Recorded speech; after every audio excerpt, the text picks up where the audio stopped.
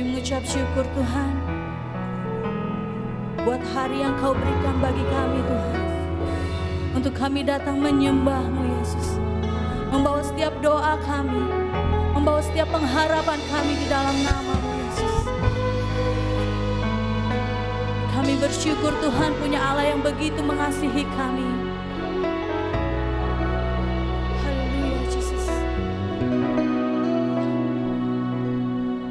Bila hati terasa berat,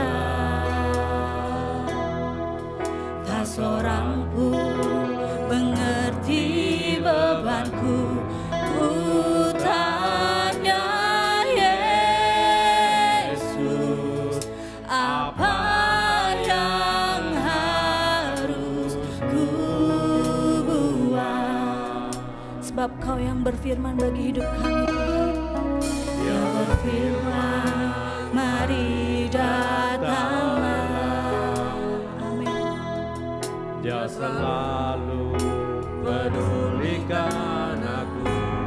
Ku datang Yesus, Dia pikul segala bebanku. Sujud di altarnya, ku bawa hidupku. Ku terima anugerah-Nya, Dia ampuniku dan bebaskanku. Dia ubah hidupku, memperbaharui setiap hati kami yang lemah Tuhan. Amin Jesus. Sesuatu terjadi saat datang di altarnya.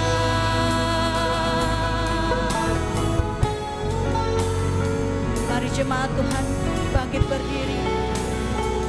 Kita mau datang lebih indah lagi di dalam hadirat Tuhan. Bila hati terasa berat, tak seorang pun mengerti bebanku. Ku tanya Yesus, apa yang harus ku buat? Dia berfirman, mari datanglah. Kami tahu Tuhan, Kau yang selalu memperdulikan kami Tuhan. Apapun keadaan kami Tuhan, Kau selalu menerima kedatangan kami Yesus. Dia pikul segala bebanku. Sujud di altarnya, ku bawa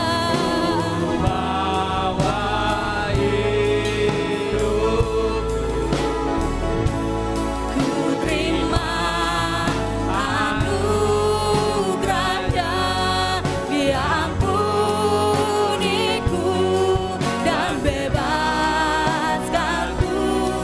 Dia ubah hidup kami. Kau baharui hatiku. Sesuatu terjadi saat datang di altarnya. Benar Tuhan, saat kami datang sujud menyembah-Mu Tuhan, kami merasakan damai yang begitu indah di dalam hati kami. Kami mau menikmati itu terus Tuhan. Kami mau menikmati kehadiran-Mu dalam hidup kami Yesus. Kau tidak pernah memandang kami. hina Tuhan. Kau selalu memandang kami begitu dengan indah ya Bapa. Kami bersyukur atas kasih-Mu yang begitu dahsyat. Kasih-Mu yang begitu indah dalam hidup kami. Oh, Jesus.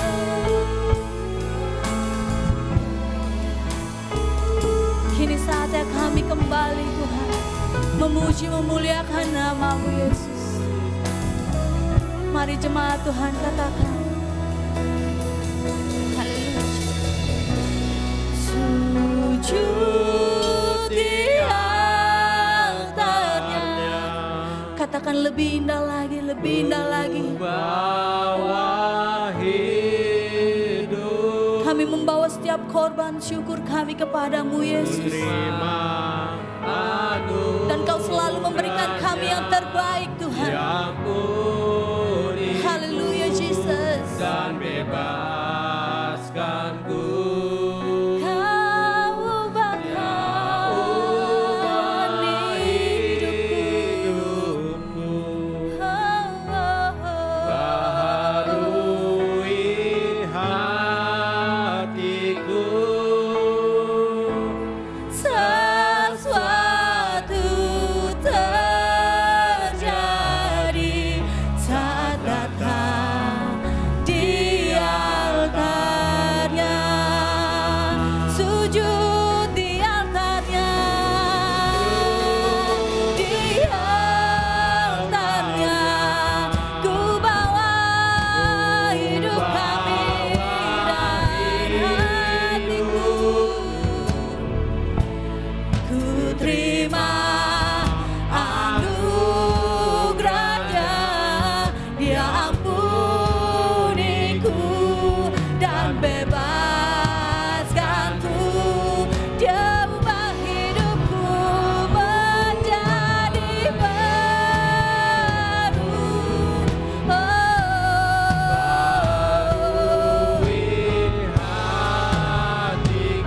Amin, Jesus, amin. Sesuatu terjadi saat datang di altarnya.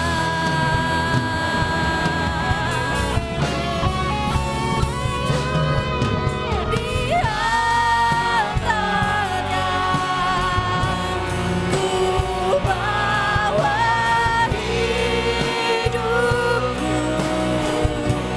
Ku terima anugerah-Nya, Dia ampuniku dan bebaskanku. Dia ubah hidupku menjadi baru.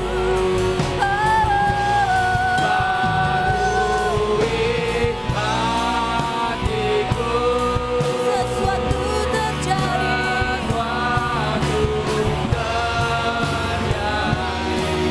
saat datang di altarnya.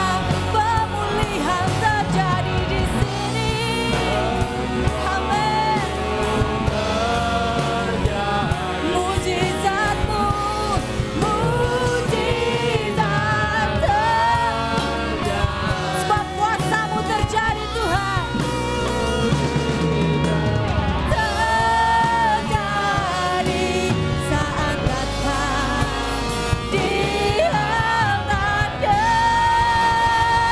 Haleluya, kami bersorak bagi-Mu Tuhan.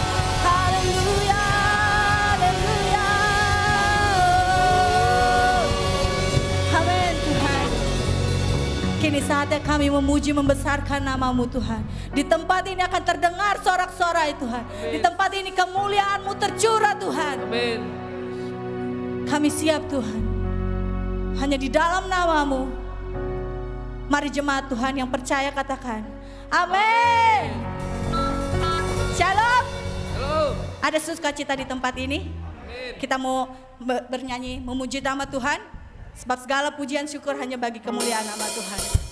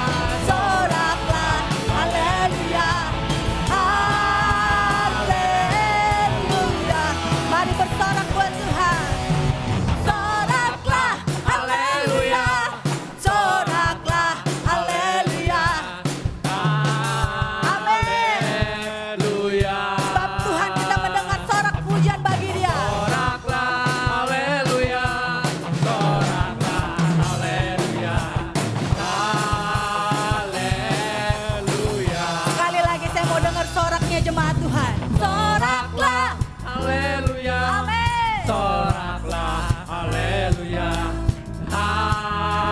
Haleluya.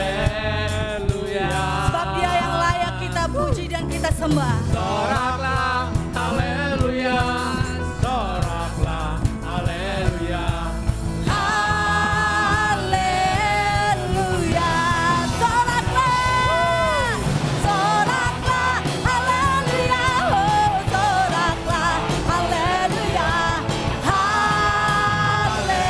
Haleluya. Soraklah. Haleluya. Soraklah. Haleluya. Haleluya. Katakan haleluya. Haleluya.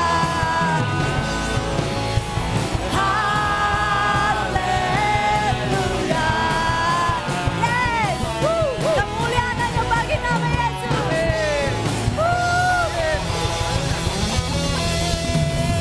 Masih mau bersyukur buat Tuhan kita? Amin. Haleluya. Yes.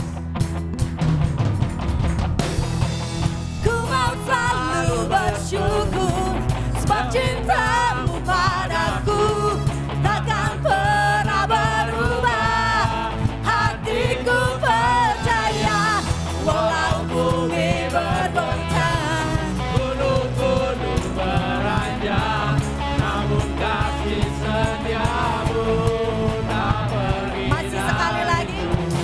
Ku mau selalu bersyukur sebab cintamu padaku takkan pernah berubah. Sebab hati kami percaya kepada Engkau Yesus. Haleluya. Gunung-gunung beranjak, namun kasih setiamu tak pergi dariku.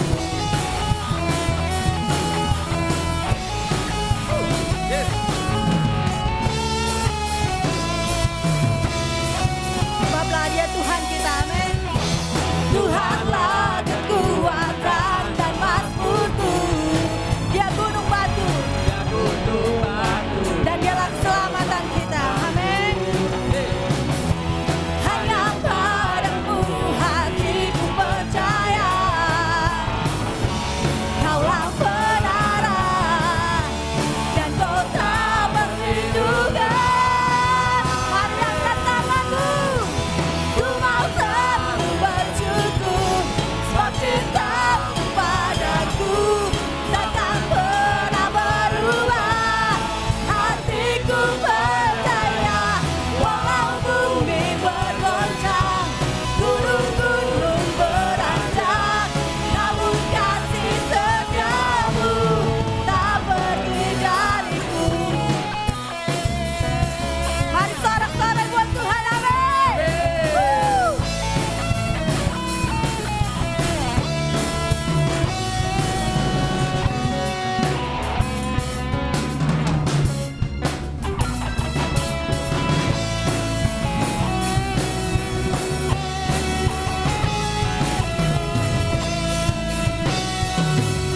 Mari tepuk tangannya jemaat Tuhan. Ku mau selalu bersyukur sebab cintamu padaku takkan pernah berubah. Katakan lebih dengan iman. Yes. walau bumi bergoncang, gunung-gunung beranjak, Namun kasih setiamu tak pergi. Saya mau sedikit goyangnya. Ku mau selalu bersyukur sebab cintamu padaku takkan pernah berubah. Hatiku percaya walau bumi bergoncang, gunung-gunung beranjak,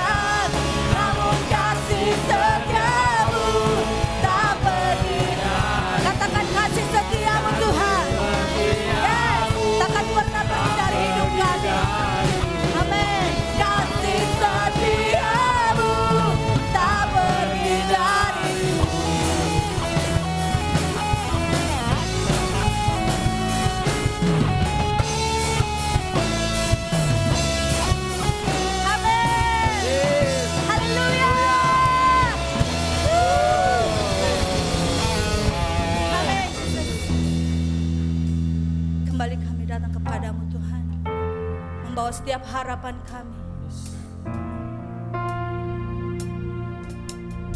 setiap doa kami kepadamu Yesus.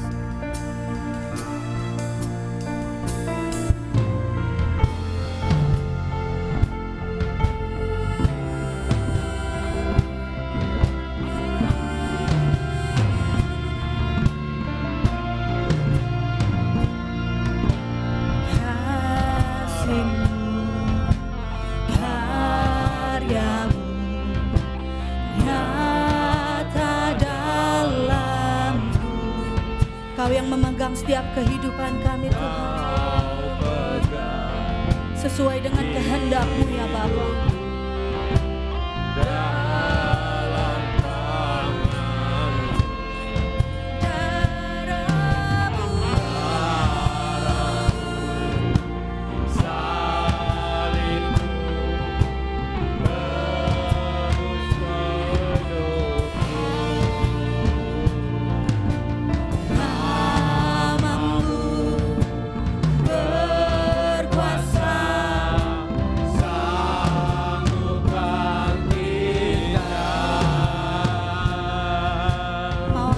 Setiap harapan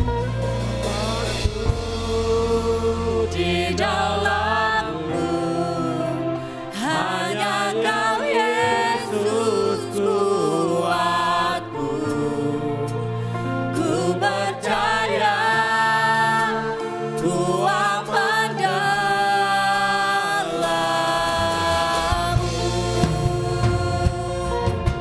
Amin Yesus, amin Tuhan.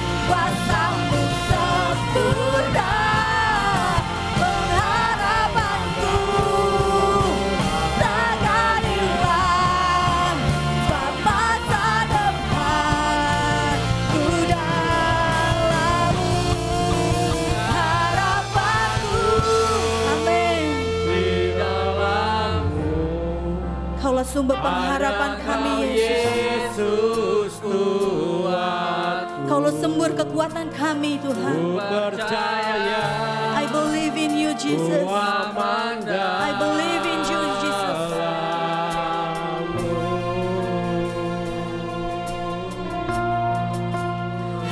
Harapanku di dalam-Mu, hanya Kau Yesus kuatku. Ku percaya, ku aman dalam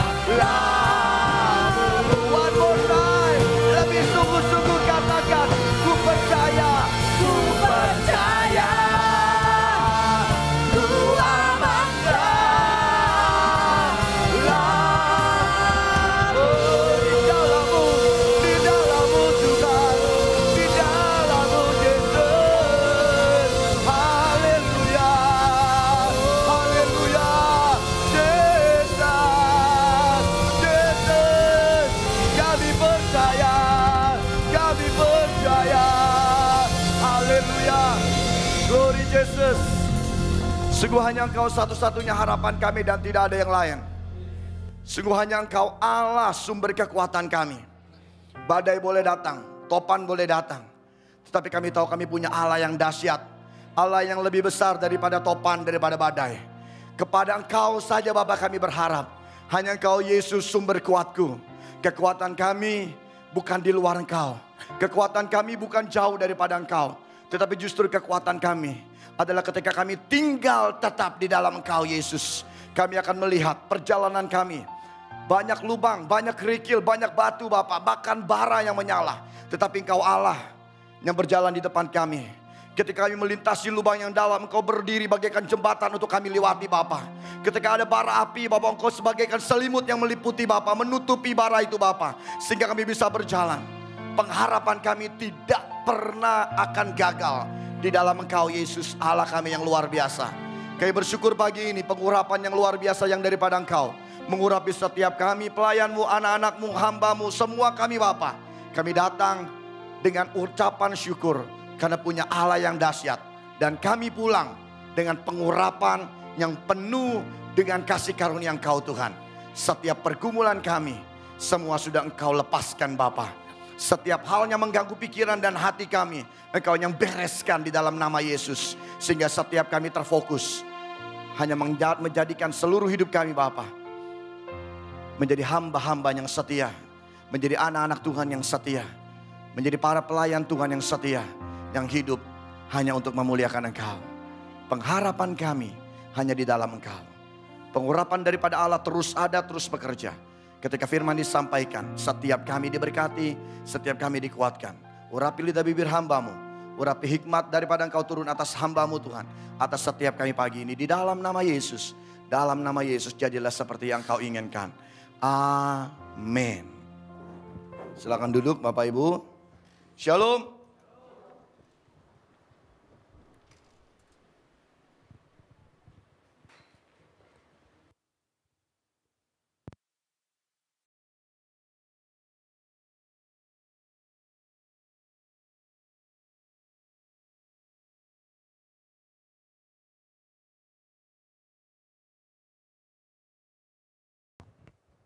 Tetap bersuka cita ya. Amin. Tetap bersuka cita. Amin. Wah, ini seperti orang yang kalah perang ini. Tetap bersuka cita. Siapa yang bersuka cita? Saya nggak dengar, apalagi sorga. Jauh loh. Siapa yang bersuka cita? Nggak dengar. Sekali lagi katakan, siapa yang bersuka cita? Aduh, lemes sekali. Aduh, sepertinya kita harus makan-makan siang ini. Ada yang ulang tahun? Ya, sebentar saya minta tolong ini soundman saya mana ini? Ya, saya udah ganti mic, jadi ya harap dimaklumi. Nah, jadi nggak perlu teriak. Kipas anginnya mana? Ya, sebenarnya hari ini harusnya saya seperti janji saya akan bicara tentang siapa? Esther, ya, tapi nggak tahu nih. Dari semalam nggak berhenti, jadi saya harus terus nyambung. Bahkan teksnya baru saya kasih ke anak-anak saya jam 11:30 malam. Artinya ini nggak berhenti. Tuhan kasih terus sampai jam 11:30 malam. Saya tes dulu, nyala semua, oke. Hop. Temanya pagi ini adalah, temanya bisa ditampilin.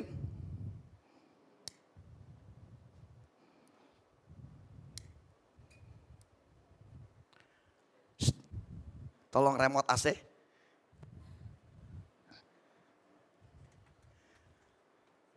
Bisa dibaca?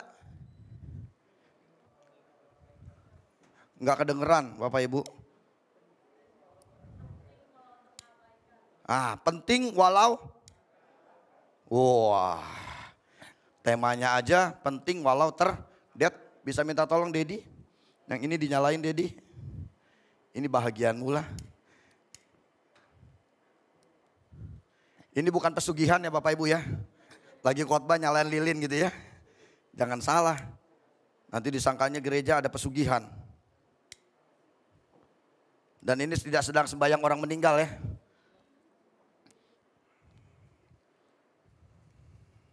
Ya.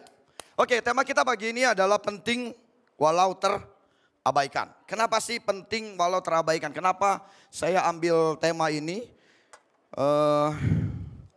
Apa alasannya dan kenapa menjadi hal yang penting walau terabaikan. Penting walau terabaikan. Ya, mudah-mudahan selesai dalam satu seri. Mestinya selesai karena sebenarnya nggak susah. Sebenarnya firman ini nggak susah.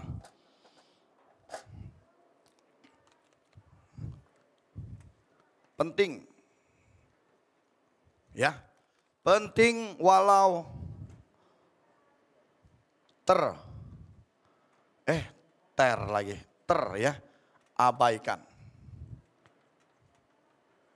Ngerti ya maksudnya ya Bapak Ibu? Walau, artinya walau itu apa?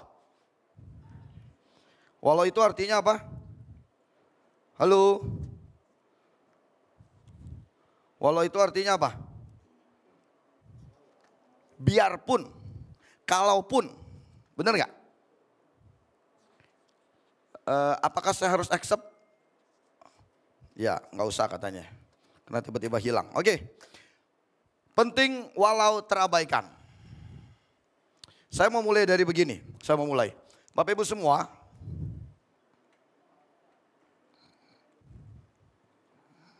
ini gambar apa? Gambar apa? Anak kecil aja tahu, kalau dewasa nggak tahu namanya kurang sekolah. Nah, pohon dikenali dari apanya? Halo? Ayo cepat, pohon dikenali dari apa? Dikenali dari yang paling terkenal dari buah, walaupun ada yang bisa kenal dari daun, ada yang bisa kenal dari batang. Kalau kita bicara sebuah pohon pasti kita bicara buah, benar ya? Oke, setuju ya?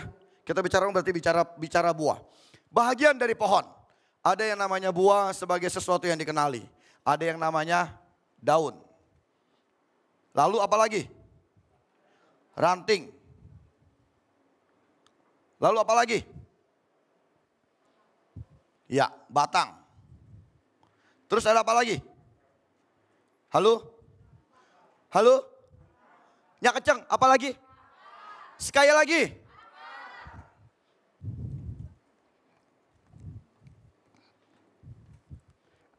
Kalau kita bicara sebuah pohon, dikenali karena buah. Daun berguna bahkan kadang merepotkan karena dia rontok. Tetapi semakin rindang daun, semakin sejuk kita bisa untuk beristirahat di bawahnya. Daun akan bertengger di atas ranting. Dia menempel dengan ranting. Ranting, daun dan buah, semuanya menjadi satu diikat dengan apa yang namanya batang. Tetapi Bapak Ibu semua, kenapa sih tema saya adalah penting walaupun terabaikan? Saya nggak akan bicara buah, saya nggak akan bicara daun, saya nggak akan bicara ranting, saya nggak akan bicara batang. Tetapi saya akan bicara akar. Kira-kira ada nggak kalau ngelihat pohon semuanya ngeliatin akarnya? Ada nggak yang mau foto dekat sama akar? Pohonnya bagus gitu loh. Tapi motonya dekat akar, kira-kira ada nggak? Seandainya ini ada akarnya. Seandainya ini ada akarnya. Kira-kira kita mau nggak motonya begini? Akar itu tidak pernah dilihat. Benar nggak? Akar itu bahkan seringkali tersembunyi. Akar itu seringkali nggak kelihatan. Ada banyak jenis akar. Nah, saya mau coba ajak dulu Bapak Ibu semua ngelihat akar-akar yang ada. Jadi ini pelajaran dulu. Tolong slide-nya dinyalakan. Twist. Ini harus ngikutin ya slide-nya. Kali ini benar-benar balik lagi ngikutin. Karena seperti yang kalian tahu bahwa, maksudnya tim multimedia. Karena saya kasihnya biasanya beberapa hari sebelumnya, khususnya ini baru semalam. Jadi harus ngikutin. Ya oke, tampilkan slide pertama. Gambar, jangan dulu yang ini. Iya, gambarnya dulu. Gak apa-apa ya, agak sedikit salah-salah karena yang salah bukan mereka. Hari ini saya harus ngakuin karena saya dapatnya ini sampai tengah malam. Oke, ini ada pohon, ada akarnya. Ya, ingetin dulu gambar ini. Kalau kita bicara ilmu hipnotis, Bapak Ibu semua, tatap gambar ini. Hitung dari 1 sampai 100. Dimulai dari besok. Ya, oke, gambar pertama seperti ini, ada yang tadi saya gambar. Hari ini berarti saya akan bicara tentang akar. Gambar kedua. Gambar kedua, tolong. Nah, ini adalah urutan-urutan yang namanya akar. Akar itu banyak macam. Ini pengetahuan ya. Ada yang namanya akar gantung. Tuh. Serem nih. Serem nih, gak bakal ada yang mau moto di sini ya. Kalau ada yang moto di sini mungkin ya dia udah kurang tempat untuk moto. Lalu ada akar tunggang, ada akar serabut. Ini yang biasa dikenal cuma akar tunggang dan akar serabut. Jarang orang mengenal akar gantung. Ya serem soalnya. Lalu ada lagi namanya akar napas. Ini kelihatan gak ya, saya geser.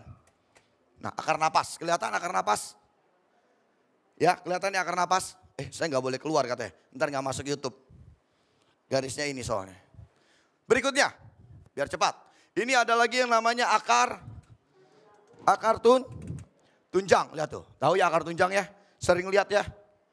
Lalu berikutnya ada lagi namanya akar apa? Akar pelekat. Oke, close. Sekarang kita akan lihat. Masing-masing setiap akar punya fungsi masing-masing. Nah, apa sih fungsi akar? Saya coba tulis supaya Bapak Ibu bisa ingat. Karena di situ saya nggak munculin. Sebagai penopang, saya mau cepat. Sebagai penopang, supaya saya nggak lupa jadi. Sebagai penopang, kedua adalah sebagai penyerap. Penyerap air. Atau nutrisi. Ketiga, apalagi? Ayo sebutin. Halo. Aduh, saya aja yang sebut ya. Saya nanti takut lupa. Penyimpan. Ya, cadangan. Artinya bank. Cadangan nutrisi. 4. Alat.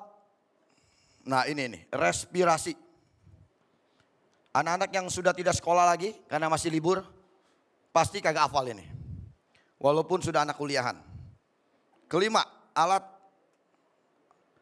fotosintesis. Semua pasti ngeributin. Gak mungkin fotosintesis itu daun. Atau klorofil. Wah banyak banget nih. 6 yang terakhir ya. Sebagai reproduksi. Nah dah. Ingat ya. Jadi ada banyak fungsi. Tetapi kalau kita lihat ternyata Bapak Ibu semua akarnya nggak kelihatan. Akar yang ada di dalam. Akar yang tersembunyi. Akar yang nggak pernah jadi tempat atau view atau spot moto. Ternyata akar itu lihat fungsinya. Penopang. Sebuah pohon, apalagi yang namanya pohon beringin. Pohon beringin itu, tampilkan lagi slide pertama. Oh ternyata sudah ditulis, luar biasa. Tim multimedianya sampai saya lupa. Ya lihat gambar pertama. Penopang. Lihat gambar ini adalah pohon itu akarnya adalah sebagai penopang. Penyerap. Karena dari dalam sini banyak air-air. Banyak air-air semuanya akhirnya diserap oleh pohon. Lewatnya adalah akar. Lalu sebagai penyimpan cadangan. Jadi di dalam sini banyak airnya. Ya. Bahkan ada peribahasa kalau nggak ada rotan, akar juga jadi. Kalau nggak ada akar, maka mati, betul. Alat respirasi, lalu alat fotosintesis, lalu sebagai reproduksi. Reproduksi artinya terus menjadi berbuah. Oke, saya nggak fokus pada tanaman. Tapi saya mau Bapak Ibu melihat hari ini bahwa ada yang namanya akar. Ada yang namanya akar. Yang tidak kelihatan, yang tidak diperhatikan, yang terabaikan, tapi ternyata akar itu adalah sumber kehidupan. Akar itu sesuatu yang sangat penting, sesuatu yang ternyata jarang banget kita ingat, tetapi justru akar itu adalah sesuatu yang membuat sebuah pohon hidup. Layaknya seperti seorang aktor itu selalu tampil di depan, tetapi ada orang di belakang layar, ada orang yang selalu mensupport, ada orang yang selalu mendukung. Misalkan asisten pribadi. Misalkan produser, misalkan sutradara yang nggak pernah tampil di layar. Tetapi seorang aktor yang terkenal, asisten pribadinya nggak terkenal. Bahkan saya seringkali berkata seperti ini dalam pelayanan saya kemanapun saya pergi, kemanapun saya diundang untuk pelayanan selalu saya ajak istri saya. Kenapa? Karena dia adalah aktor di belakang layar. Kenapa? Setiap kali saya khotbah saya akan minta pertimbangan. Setiap kali ketika saya harus khotbah ada hal yang menurut saya masih punya 1 atau 2 hal yang membuat saya bingung. Saya bingung nih Tuhan mau yang mana? Saya tanya orang terdekat saya. Dan dia adalah orang yang mengkoreksi ketika saya salah berkhotbah. Ketika dia adalah orang yang mengkoreksi ternyata katanya terlalu tajam. Katanya membuat terlalu jenuh. Jadi dia yang selalu menjadi akar. Wah, bangga dia, awas naik, pegangin. Haleluya. Ya, jadi makanya kemanapun saya pelayanan, mau mungkin belum sampai ke luar negeri, ntar tahun ini Tuhan izinkan. Akar penting banget. Nah, yuk kita buka Alkitab. Matius pasal 13. Matius pasal 13. Matius pasal 13, tolong please ditampilkan ayat 20 sampai 21. Matius 13 ayat 20 sampai 21. Kita akan mulai dari Matius pasal 13. Ayo kita baca 2, 3 sama-sama. Yang kencang 2, 3.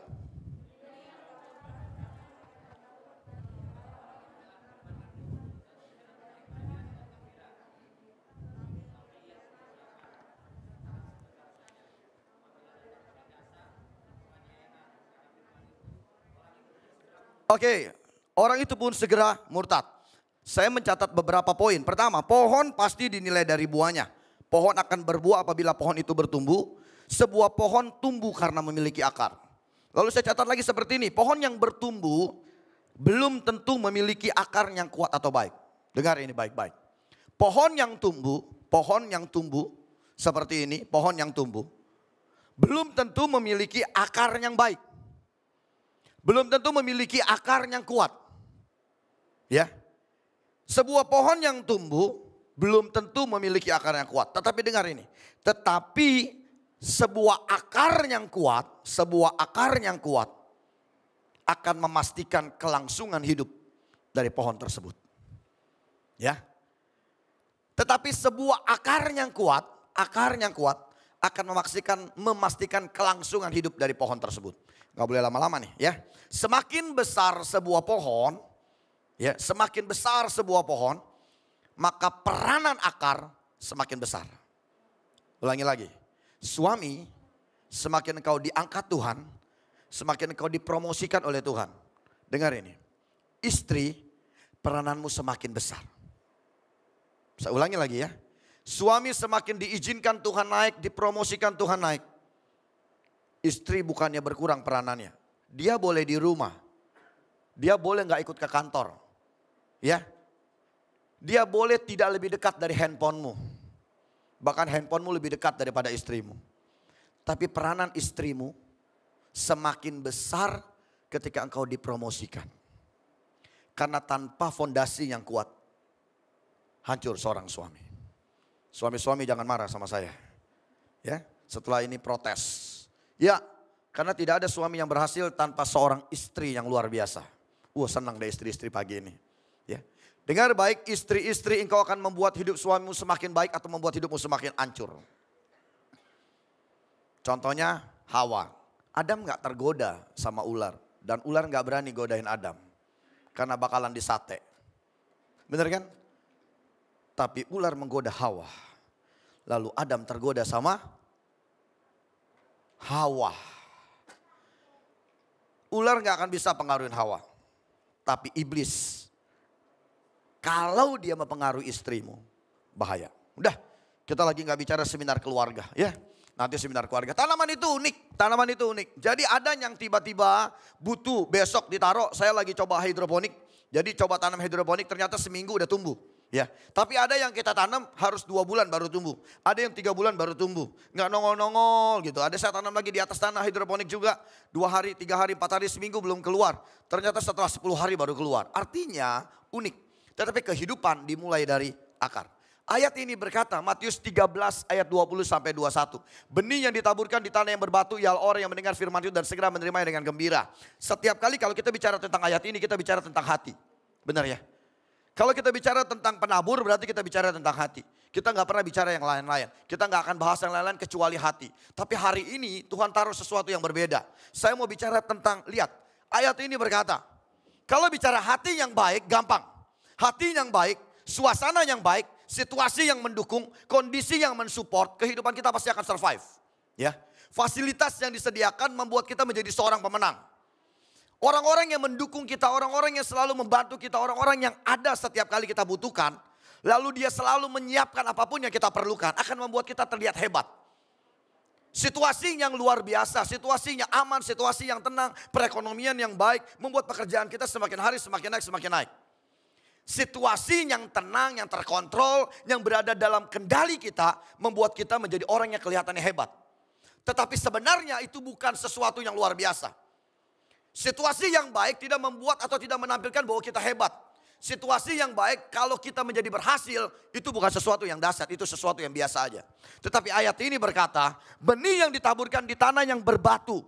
Catat ini, benih yang ditaburkan di tanah yang berbatu. Saya percaya kalau pagi ini saya tanya tentang hati, semua pasti akan bilang maunya jatuh di tanah yang baik.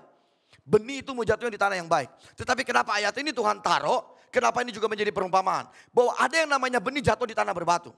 Kebayang gak kalau situasi gak mendukung kau? Lingkungan tidak mendukung kau. Orang-orang di samping kau gak mendukung kau. Suami, istri, anak gak ada yang mensupport. Disitulah letak di mana Tuhan punya peranan dalam hidupmu. Kalau cuma berdiri di atas tanah gak masalah.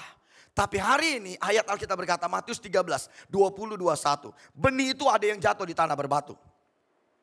Dan itu adalah orang yang mendengar firman segera menerimanya. Waktu benih jatuh ke dalam tanah, walaupun tanah itu banyak batu, kita akan berpikir bahwa oke, ini baik, saya akan serap. Tetapi lihat ayat 21, tetapi ia tidak berakar dan tahan sebentar saja. Tetapi ia tidak berakar. Yang menjadi masalah daripada benih yang jatuh di atas batu adalah ketika benih itu masuk, benih itu mau mencoba tumbuh, ternyata gak ada akarnya, tidak berakar. Makanya benihnya cuma tahan sebentar. Benihnya cuma tahan. Kita lihat foto berikutnya. Tampilkan slide selanjutnya. Berarti slide keberapa tuh? Tampilkan slide selanjutnya. Bapak Ibu mungkin mikir bahwa pohon itu pasti harus tumbuh di tanah yang baik, ya, di tanah yang subur, di tanah yang lembut, di tanah yang sudah digarap dengan baik. Tapi coba saya mau kasih lihat beberapa hal. Nah, Bapak Ibu bisa kebayang nggak ini gambar apa? Bisa lihat? Ini akar. Akarnya tumbuh di mana? Oke, slide berikutnya.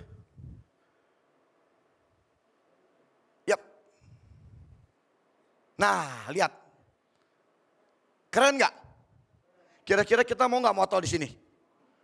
Pasti mau semua. Gelayut-gelayutan pasti. Lihat. Akarnya seperti itu tapi pohonnya lihat rindang banget kan. Coba kalau akarnya kecil, kira-kira jadi gak ini pohon? Slide terakhir. Di mana pohon ini tumbuh? Di batu. Oke, balikin ke slide sebelumnya. Saya suka sama gambar ini soalnya. Coba slide sebelumnya. Iya, ini dia. Saya suka slide ini. Kalau ada di sini, dekat di sini sama motok. Ya, cuma gara-gara jauh. Oke, Bapak Ibu lihat di sini ada yang namanya, ini lilinnya kependekan sampai nggak kelihatan ya. Bapak Ibu lihat di sini ada yang namanya lilin ya. Ada lilin, ada yang namanya apa ini? Lentera. Bapak Ibu semua ya. Lilinnya banyak nih. Ada yang tinggi, ada yang pendek. Untung warnanya semua sama putih. Tadi saya minta warna-warni, kayak ulang tahun. Tapi nggak ada katanya. Jadi yang ada cuma ini. Oke, puji Tuhan. Terima kasih. Ini saya udah disiapkan ya. Lihat lilinnya. Bapak Ibu semua lilinnya akan terus nyala. Sampai besok kita dibikin begini nyala. Dia nggak akan mati. Tapi firman Allah tadi berkata Matius 13 ayat 20 dan 21. 20 dan 21. 21 berkata apa? Tetapi akarnya tidak ada. Kembalikan lagi ke ayat semula. Matius 13, 20, 21. Berkata seperti ini. Tetapi ia tidak berakar ya. Tahan sebentar saja. Lilinnya nyala.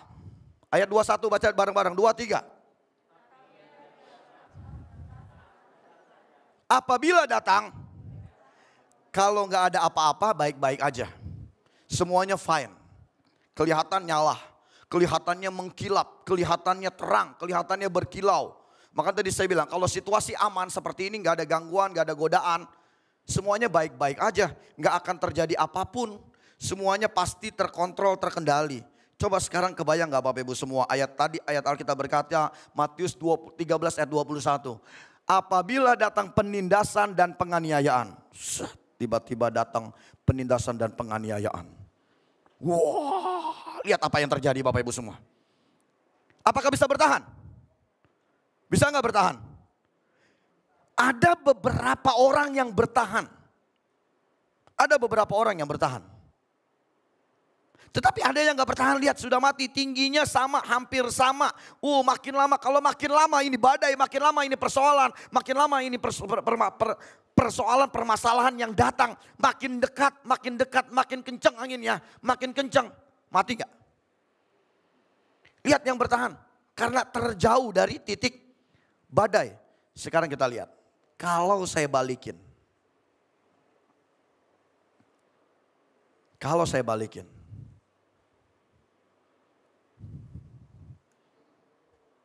Banyak banget orang Kristen kayak gini.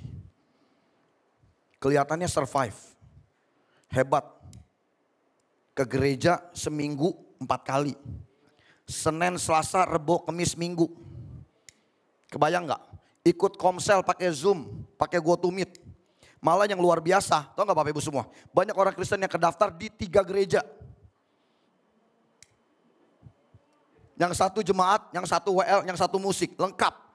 Dia bilang dia mau ada di segala area. Kebayang? Anak-anak Tuhan seperti itu. Nyanyi. Kaulah kuatku, kebanggaanku, kaulah. Wah, nyanyiannya merdu. Kedengeran sampai sorga sama neraka. Semuanya dengar. Saking merdunya. Ya. Tapi lihat, semuanya kelihatan baik-baik aja. Rumah tangga suami istri, suaminya lagi kerja stabil baik-baik aja. Suaminya dapat THR, wah terang benderang, makin benderang. Kata Alkitab, dari pagi menuju siang, semakin sore semakin mengkilap. Wah keren banget ya. Tapi coba lihat ketika ada badai, ketika ada topan. Lihat, saya baru nyalain lagi. Ini baru nyala lagi. Orang Kristen banyak yang kena badai mati. Badainya mati, dia baru nyala. Bukan waktu ada badai dia nyala. Tapi ketika badainya mati, jadi hidup orang Kristen kebanyakan itu bergantung dari berhentinya badai. Bukan berhenti karena udah waktunya.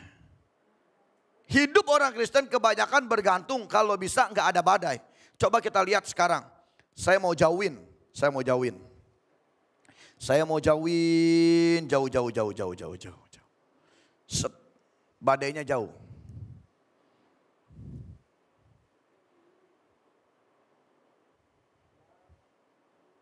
Bagaimana Bapak Ibu semua? Selalu yang bertahan cuma satu. Survive. Selebihnya mati. Kalau nggak ada badai biasa-biasa aja. Semuanya baik-baik aja. Semakin jauh badai, Bapak Ibu semua hari ini saya mau bilang. Iblis itu berjalan keliling mencari orang-orang Kristen yang takut akan Tuhan. Kemarin saya baru sharing dengan hamba Tuhan. Saya masukkan di live IG saya biasa setiap hari Kamis di acara Sudut Pandang. Dia berkata seperti ini bahwa anak Tuhan, orang Kristen itu adalah sasaran empuk. Jadi kalau yang menyaksikan pasti akan tahu sasaran empuk dari iblis. Karena Alkitab berkata, iblis berkeliling mencari mangsa dan kita semakin kita menonjol di dalam Tuhan, semakin kita menonjol di dalam Tuhan, semakin iblis cari. Layaknya seperti ini. Tapi saya mau kasih tahu, ada yang namanya lentera. Lihat ya lentera. Dari tadi nggak mati-mati. Sekarang saya mau coba taruh. Saya belum praktekin nih, saya mau coba.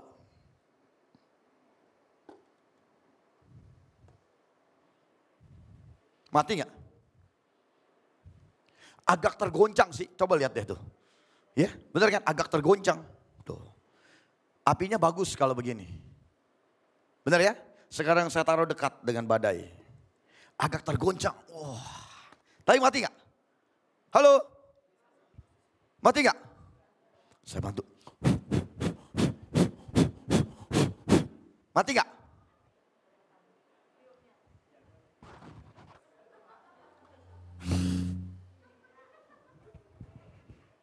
Lebih dekat. Mati gak? Nih, saya mau bilang hari ini orang Kristen sejati. Jangan jadi orang Kristen lilin. Lihat, mengorbankan dirinya untuk menghasilkan terang. Tapi terangnya tidak teruji ketika tidak ada badai. Lihat lentera ini. Saya nggak mau pegang atas, tadi saya pegang panas Bapak Ibu. Ini dari tadi saya pegangin terus. Saya lupa dia udah nyala. Ya, lihat lenteranya dari tadi nyala. Sedekat apapun itu badai, ternyata ada gunanya nih kipas angin ya. Lihat, sedekat apapun ini badai, saya mencoba lebih dekat lagi. Mati nggak? Mati nggak? Udah, jauhan dikit. Nah, kita lihat sekarang. Badainya tetap nyala. Oke, badainya tetap nyala. Saya mau coba nyalain. Yang tertinggi. Kita lihat ya. Oh, salah mencet. Nggak biasa pakai gini. Ada yang biasa pakai ini? Di gereja pasti nggak ngaku biasa.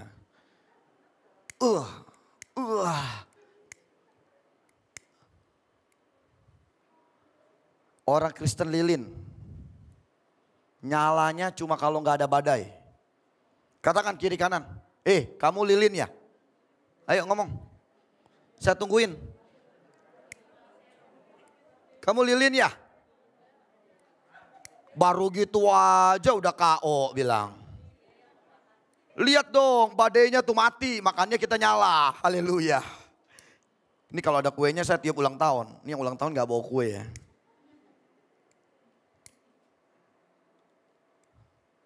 Lanjut lagi firman dulu ya. Matius 13. Yang jadi pertanyaan berarti kita harus bicara tentang akar. Wah, saya yakin gak selesai. Gak apa-apa. Yang pertama saya mau cepetin. Bagaimana caranya kita bisa berakar? Bagaimana caranya kita bisa berakar di dalam Tuhan? Bagaimana caranya kita bisa berakar di dalam Tuhan? Kita buka yang pertama. 2 Korintus 1 ayat yang ke-22. 2 Korintus 1 ayat 22. Simple. Yang pertama, bagaimana caranya kita bisa berakar di dalam Tuhan? Yang pertama, miliki Roh Kudus. Saya nggak mau lama-lama, kita baca 2, 3 sama-sama. Memeteraikan tanda miliknya atas kita dan yang memberikan Roh Kudus di dalam hati kita sebagai jaminan dari semua yang disediakan untuk. Saya mau kasih tahu pagi ini, Roh Kudus tidak diberikan kepada semua orang. Roh Kudus nggak dikasih kepada semua orang. Belum tentu tetanggamu punya Roh Kudus dan udah pasti nggak bisa dapat Roh Kudus. Tidak semua orang. Roh Kudus tidak diberikan kepada semua orang. Ingat itu. Bahkan kalau kita mencatat seperti ini. Simon, seorang ahli nujum, seorang yang bisa melakukan mujizat. Waktu ngelihat murid-murid Tuhan menumpangkan tangan. Dan murid-murid lagi itu orang-orang yang bersama-sama dengan mereka penuh dengan Roh Kudus. Simon bilang, tolong kasih saya. Saya pengen punya kuasa yang sama kayak kamu. Saya kepengen juga numpangin tangan lalu orang itu bisa berbahasa roh. Ingat, saya mau kasih tahu pagi ini. Miliki Roh Kudus. Kenapa miliki Roh Kudus? Karena dia adalah jaminan.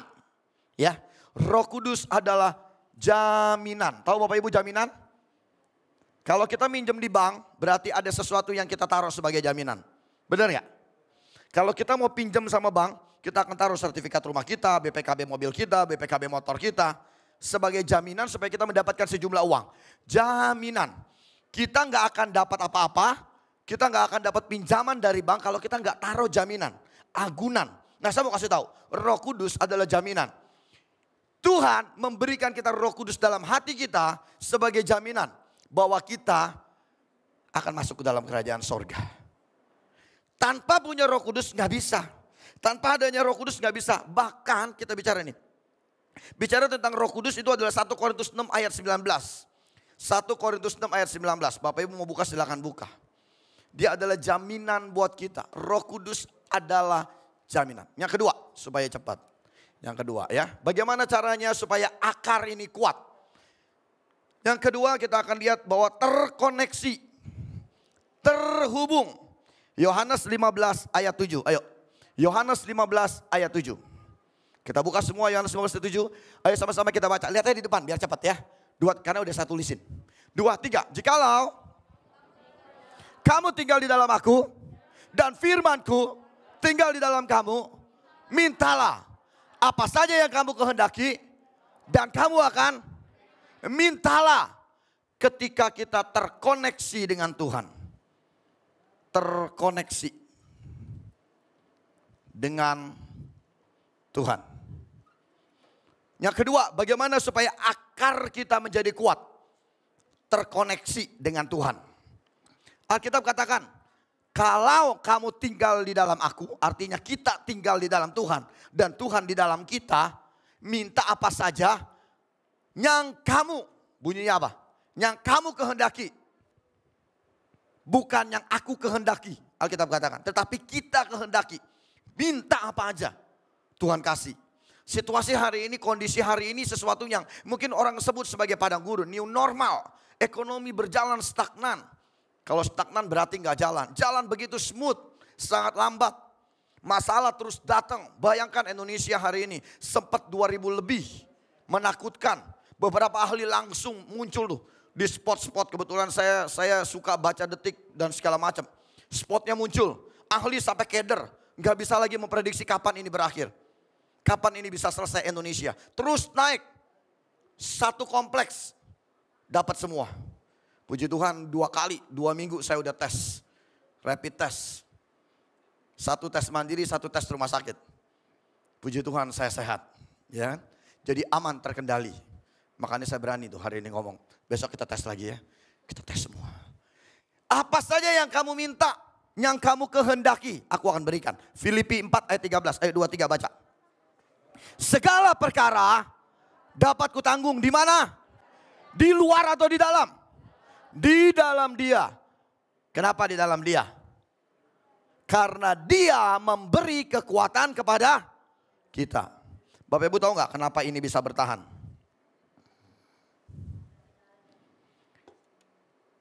Pertama ada Holy Spirit di dalam. Ada minyaknya. Holy Spirit in your life. Roh Kudus tinggal di dalam hidupmu. Roh Kudus ada di dalam hidupmu. Roh Kudus ada di dalam hatimu. Ada di dalam pikiranmu. Kita itu bagaikan sumbu yang terkoneksi dengan Holy Spirit. Yang terkoneksi dengan Tuhan. Api ini menyala karena ada minyak di dalam. Sumbu ini bisa menyala karena sumbu ini berada di dalam. Sumbu ini menjadi satu dengan minyak. Nggak bisa nyala kalau tanpa minyak. Atau sumbu ini ada di luar, nggak akan bisa nyala. Ya, tidak akan bisa. Ketika kita terhubung dengan Tuhan, ketika kita terkoneksi dengan Tuhan. Tuhan bilang segala perkara. Rasul Paulus ngomong begini, segala perkara dapat kutanggung. Di dalam Dia yang memberi kekuatan. Masalah boleh datang, ingat. Kalau nggak ada masalah, kita nggak teruji jadi orang Kristen. Kalau nggak ada masalah, kita nggak teruji jadi anak Tuhan. Tapi kalau ada masalah, kita kuat, kita menang, kita teruji sebagai anak Tuhan. Yang ketiga, yang terakhir. Yang terakhir nih. Ada cerita. Jadi saya mau bicara yang ketiga ini. Saya menyadur cerita ini, jadi ini bukan cerita saya. Jadi saya hanya menyadur cerita ini. Kira-kira ada nggak di sini yang boleh saya pinjam namanya? Laki-laki boleh, perempuan boleh, tapi anaknya laki-laki. Siapa yang mau jadi korban? Siapa? Cowok apa cewek? Putusin, laki apa laki? Siapa yang mau jadi korban? Jadi korban aja gak ada yang mau. Siapa yang dapat berkat mau?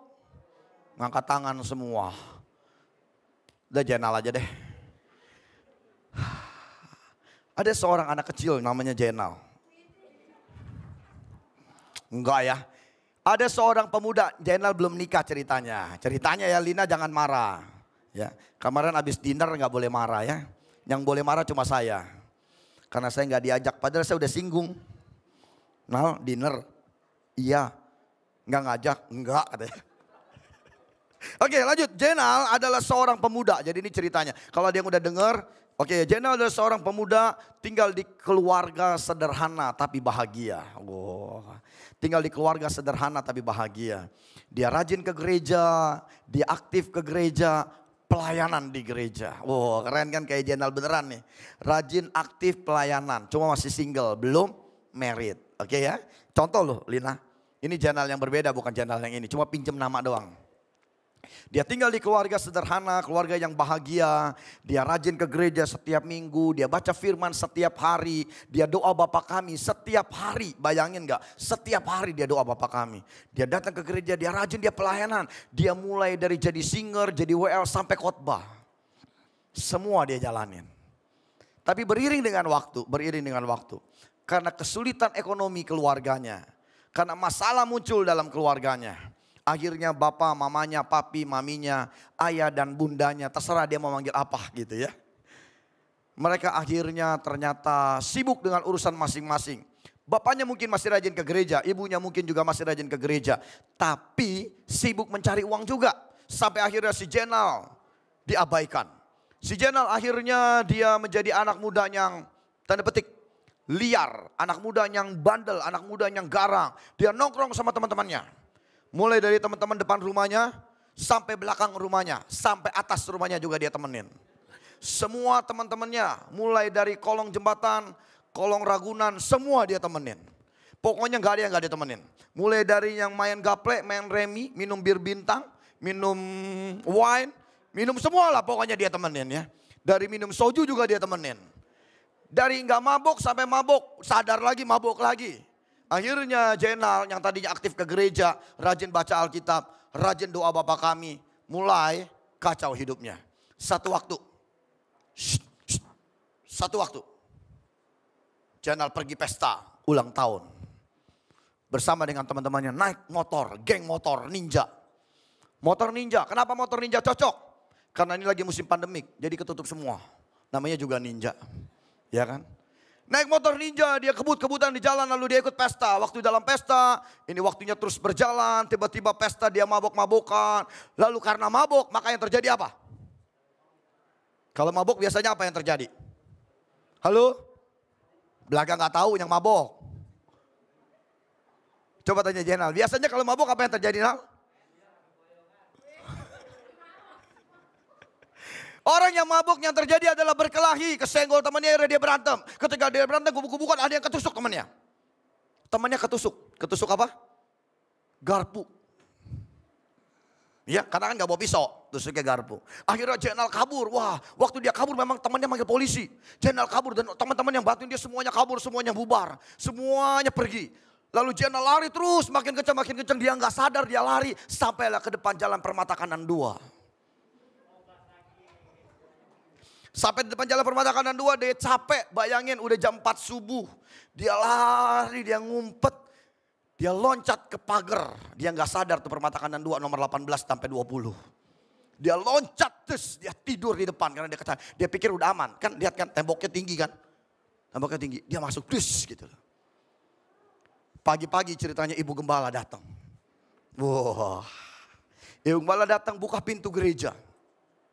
Ketika Ibu Gembala buka pintu gereja, dia lihat, ada laki-laki. Wah, anak dari mana dia? Ditanya, dibangunin sama Ibu Gembala. Hayo bangun anak muda. Kan dia gak kenal namanya Jenal. Lalu waktu Jenal bangun dia melek. Jenal bilang begini. Hai ibu, kamu manusia? Iya, saya manusia. Gitu. Biasa mungkin Ibu Gembala kan kaget ngelihat mukanya, namanya orang maboknya. Ngapain kamu di sini?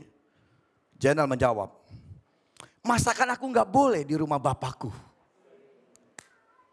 Coba ulangin. Masakan aku gak boleh di rumah bapakku. Wih keren. Terus Ibu Gembala kita langsung bilang, oh ya pasti boleh dong. Masa gak boleh gitu. Pas begitu ternyata Bapak Ibu semua polisi itu dari Polsek Cengkareng. Sudah mencium keberadaan Jenal. Langsung datang. Ya kan, langsung datang. Samperin. Disamperin lah si Jenal sama polisi-polisi itu gitu. Disamperin sama polisi. Lalu polisinya bilang begini, polisinya ceritanya. Polisinya mau nangkep. Ibu Gembala bilang, gak boleh. Gak boleh. Kamu ini mau ngapain nangkep dia? Lalu Jenal berdiri dengan santainya. Saya mau baca. Dia dengan santai dan dia bilang begini. Dengar ya. Sudah saatnya anak manusia akan diserahkan ke dalam tangan orang-orang berdosa. Jenal bilang sama Ibu Gembala, sudah saatnya Ibu Gembala. Saya diserahkan, anak manusia. Kata dia ditanya, kamu manusia? Dia bilang, saya anak manusia diserahkan kepada orang-orang berdosa. Tahu gak yang ketiga apa?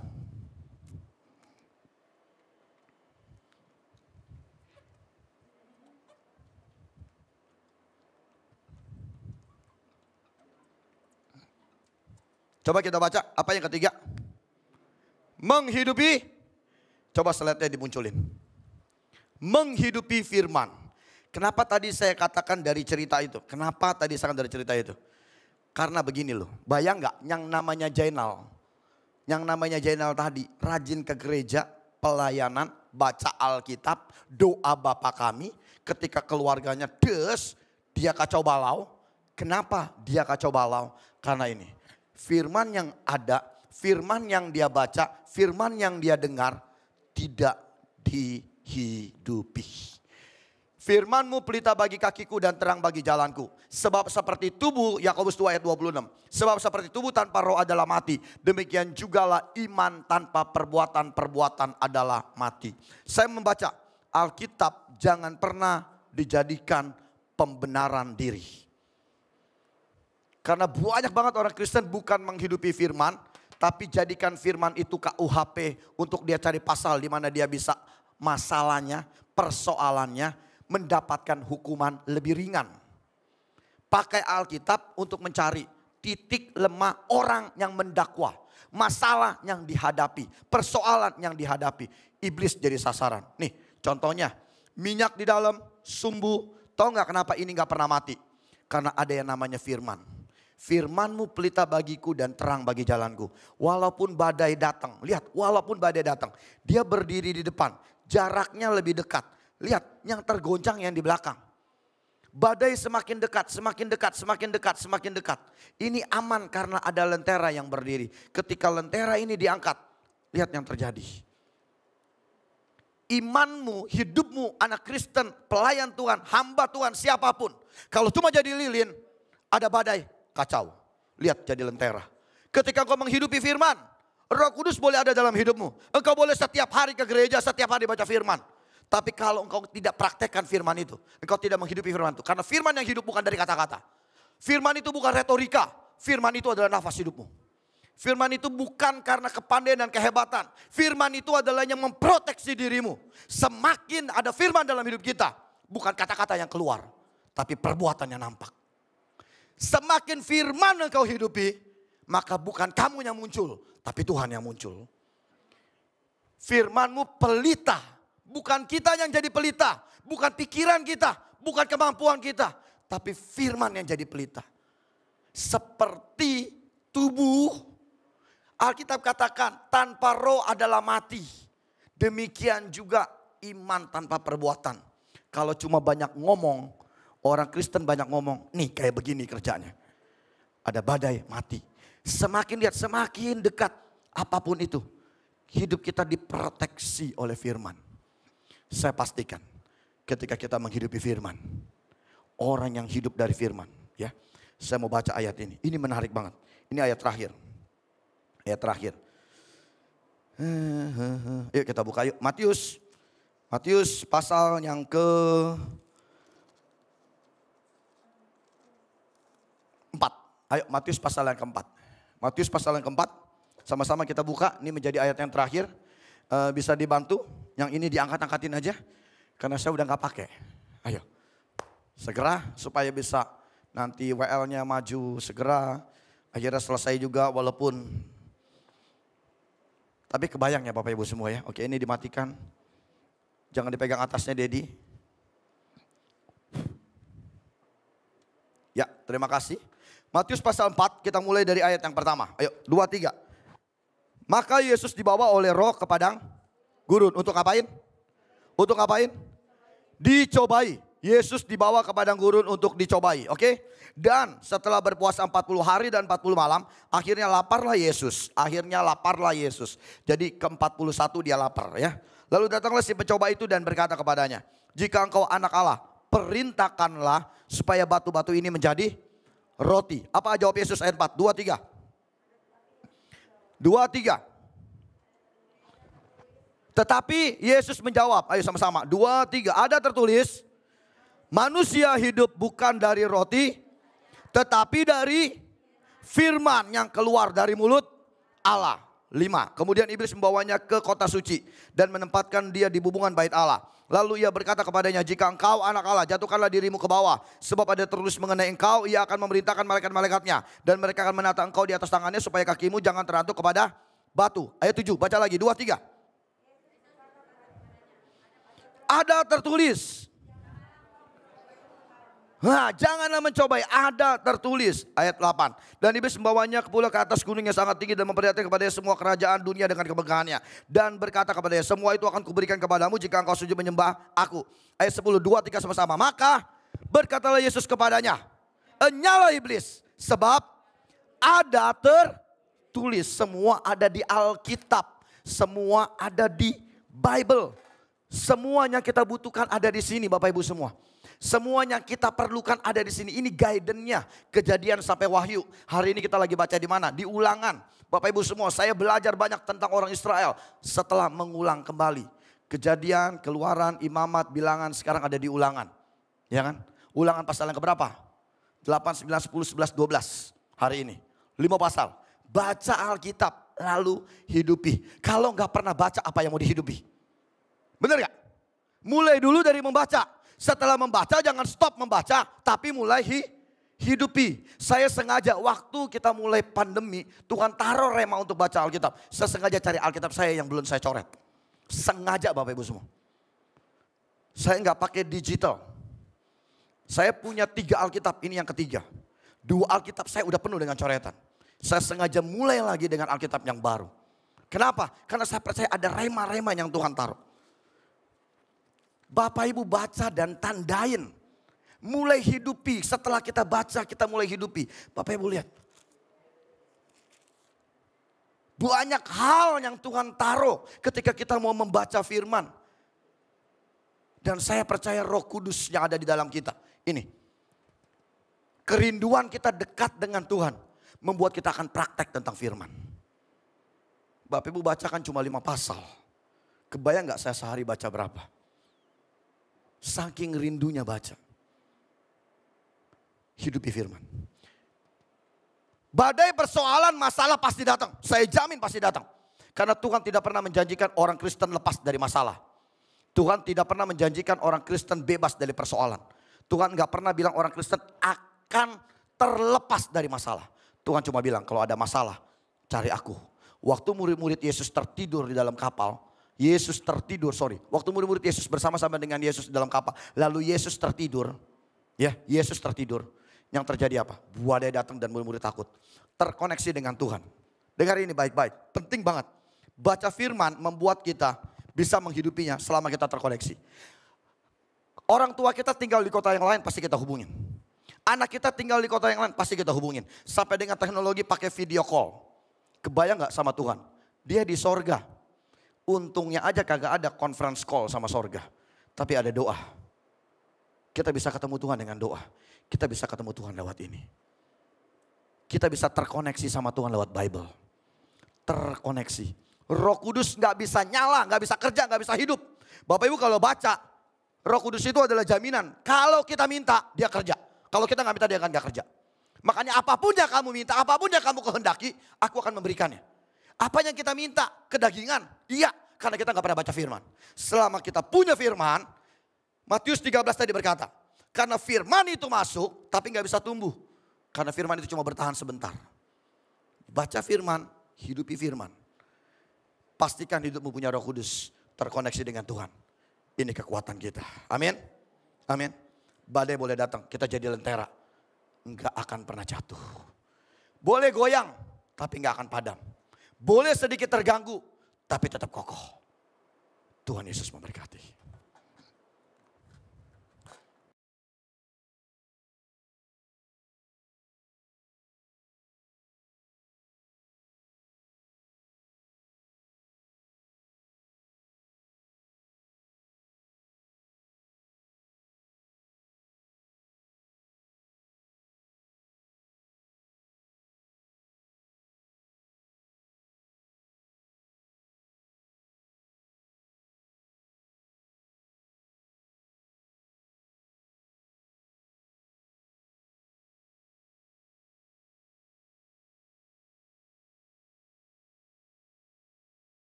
Amin.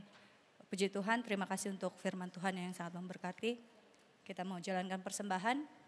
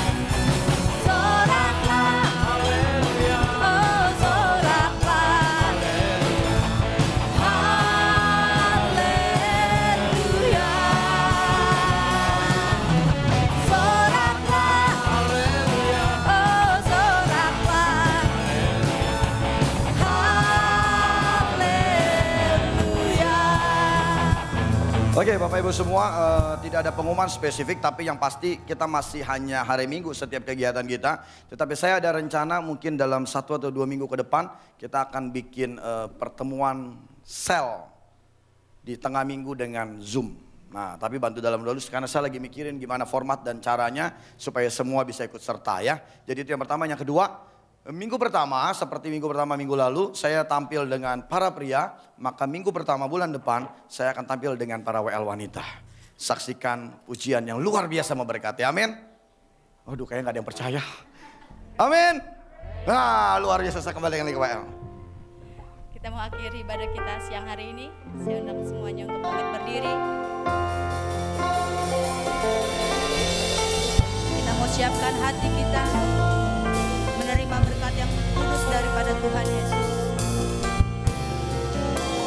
Ku terima berkat yang datang dari Bapa, Putra, dan Roh Kudus. Apapun yang ku sentuh, ku kerjakan dibuatnya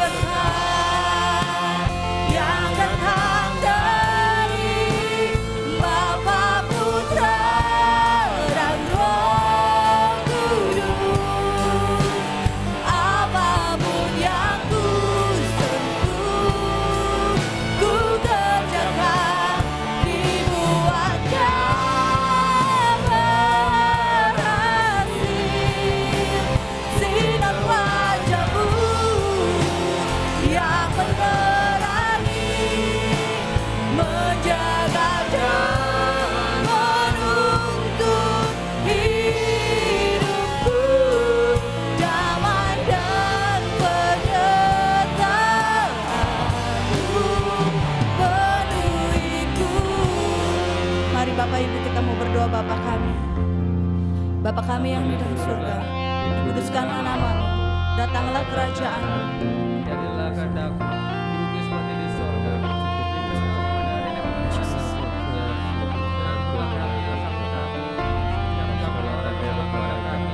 Dan Engkaulah yang punya kerajaan, kuasa. Ku terima berkat yang datang dari Bapa, Putra, dan Roh Kudus.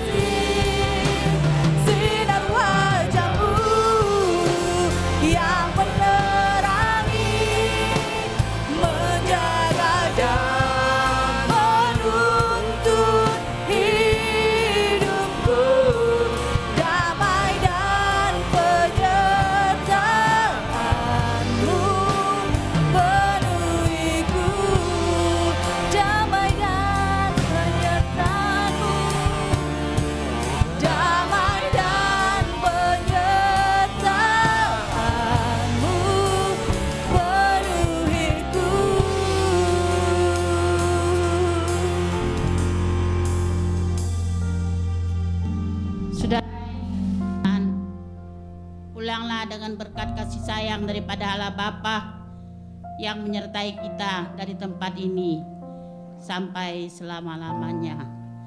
Haleluya. Amin.